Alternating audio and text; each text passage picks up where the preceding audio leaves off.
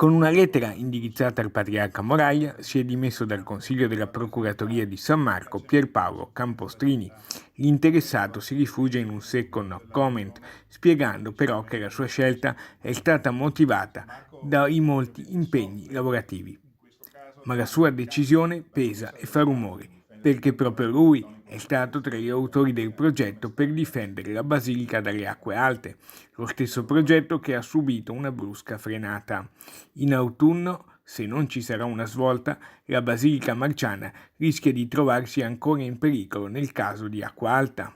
Il primo procuratore di San Marco, Carlo Alberto Tesserin, resta fiducioso. Noi operiamo perché Venezia, con la capacità della realtà della sua parte centrale, che sono le piazze di San Marco e quindi al suo interno anche la realtà della Basilica, perché ci sia da parte di tutti la certezza che Venezia, come oggi, come ieri, rimane elemento di grande attrazione per il mondo. Le riaperture sono state graduali. Dal 2 di giugno abbiamo aperto, primi nella realtà di San Marco, delle piazze, la realtà del campanile, che è tuttora aperto e che da domenica scorsa ha avuto la possibilità di fare il fine settimana fino alle 9:30 di sera.